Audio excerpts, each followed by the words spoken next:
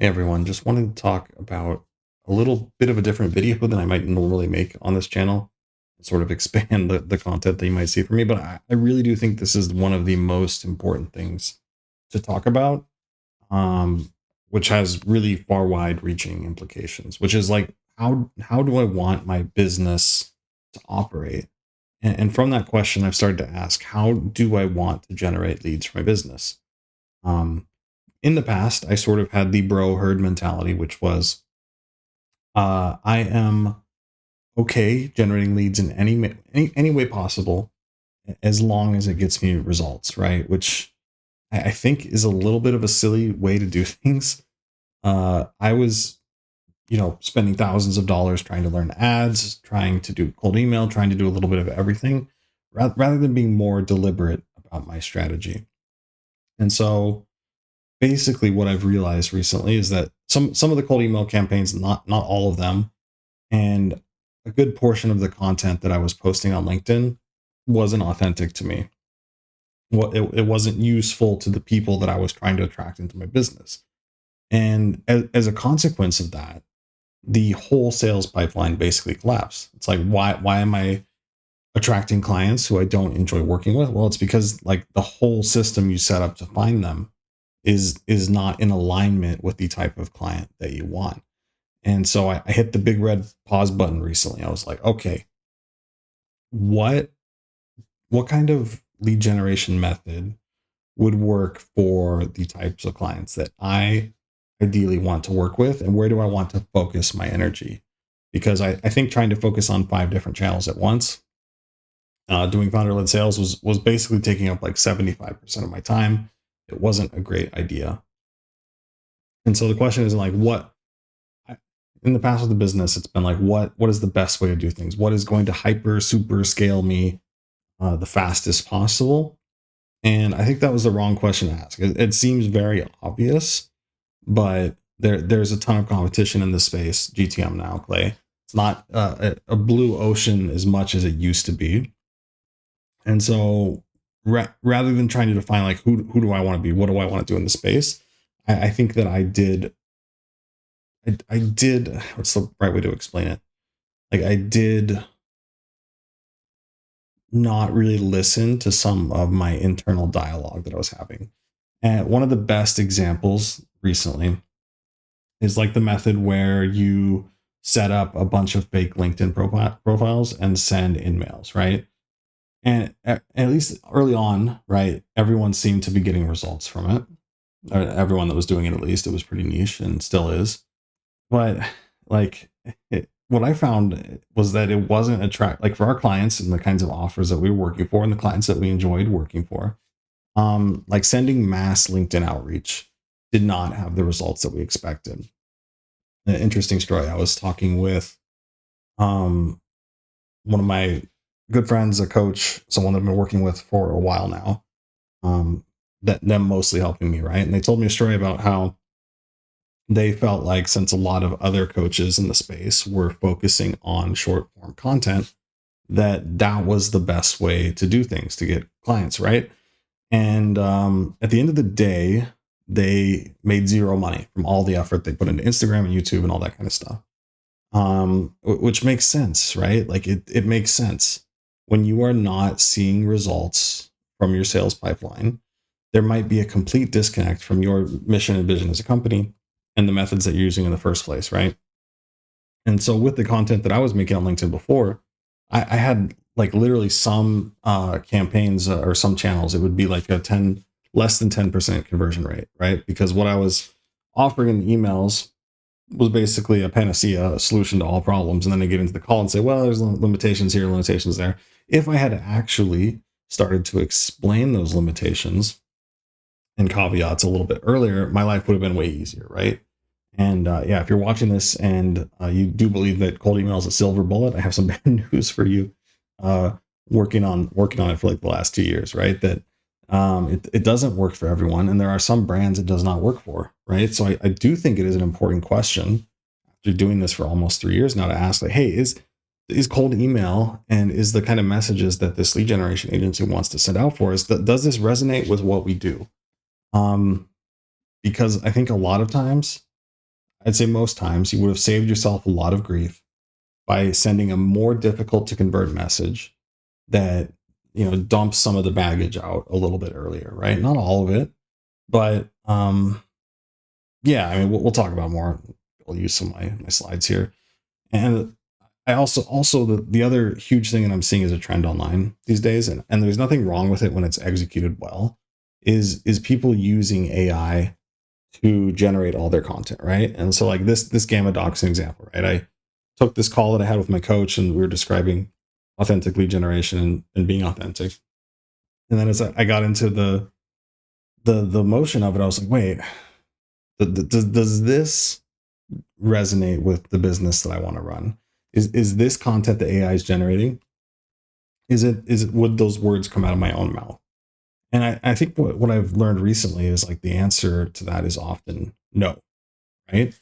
Um, and so I wanted to bring this along as an example. Like, yeah, there's some things that this document says it will get to that, like, I'm like, that's not me. And I think there are some really good people in the space who have a good system for generating content with AI, where their LinkedIn content is like awesome, and they clearly approve and edit every message that goes out, and it's very authentic because they've been using a lot of context there. So I'm not saying that outreach at scale or that AI generated LinkedIn content there's something wrong with it. So that's not absolutely not true, but you do need to sit down and focus and spend some time on deciding, like, how do I be deliberate and thoughtful about this?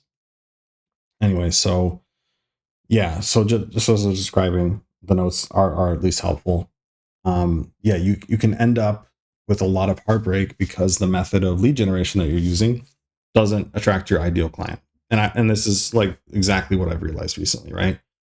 The kinds of posts that got hundreds of thousands of views or whatever on LinkedIn, like, let's just take an example of some of my posts, like trashing SDRs, right? Or trashing SDR managers or leadership and sales, and saying, but like basically these like, it's your fault that this is a problem. We can double, triple, quadruple, quintuple, whatever your results, and basically help save your SDRs, and you don't have to do any work. It's just going to be a free for all basically, and we're gonna make you money.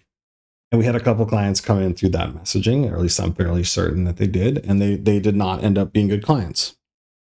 So I'm thinking about it and discussing this with friends and coaches, and like I'm thinking, like, how do and I don't have the answers yet, right? Like, I don't have the answers yet on how do you find an authentic channel and perfect everything. I really do think it takes a lot of poking around, investing money and time to figuring out. But in the past, like investing, like I think I've invested at least $15,000 into spending ads for the channels. Sorry, as a channel, and it just did not work out because the offer that I decided to run through ads, at least, was not resonant. It was not the kind of offer that I wanted to sell, and I ended up completely closing it down. I could have, at least early on, been thinking like, oh, this is a huge sunk cost, but I really should change what I'm doing. Did I do that? No. I kept spending money and time until it was basically too late, and I had to make the decision before spending another $5,000 or $10,000 on ads. So yeah, I think I've been thinking about this overall as like a whole constellation of thoughts in the business, um, which is like, what is a business that's authentic for me? As cheesy as that sounds, right? Um, like, how do you do an alignment audit for your business?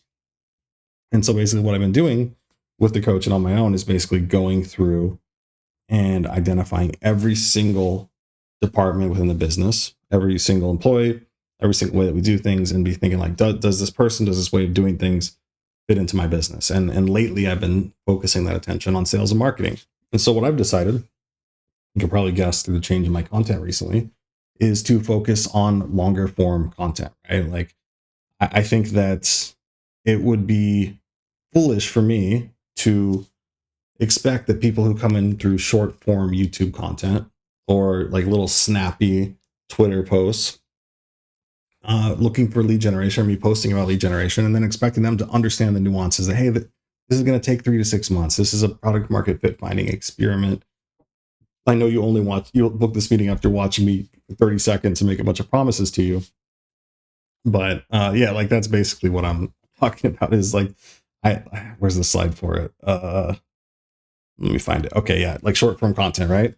Like a type of content that leads to long-term relationships being short and snappy. Like maybe it's possible, but I'm not sure, right? I'm overall not sure. And yeah, anyways, this does tie into some of the fears that I had in my head that I got out in the open once I started kind of investigating what I wanted to, how I wanted to bring people into the business, right? And I was thinking like, oh man, like there's people that I know, like Kellen Casebeer and Mitchell Keller who make such good content, right? And their content is awesome. It has all the hallmarks of what good content should be. It should be slightly controversial. It should push back on general consensus. And I think at least initially I was trying to make my content like every other SaaS go-to-market or lead generation or clay agency out there, whereas I should have been focusing on my own truth, which is what I'm trying to do now. And yeah, the objections that came in my head is it has to be appropriate for everybody, has to apply to everybody. Don't niche down, don't say strong opinions, don't offend people, and your content needs to look like the top performing content, which is not true. So deciding to niche is a huge thing, right? Deciding to start to explore, which you will see controversial opinions in the business, I think will be healthy.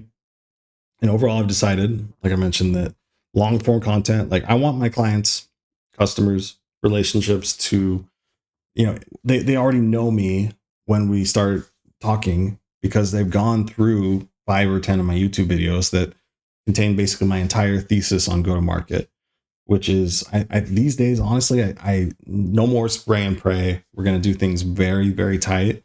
We're going to collaborate. We're going to use your sales team or whatever resources you have to get results and try and make this a long-term endeavor by setting the infrastructure up for you to use in your business, right?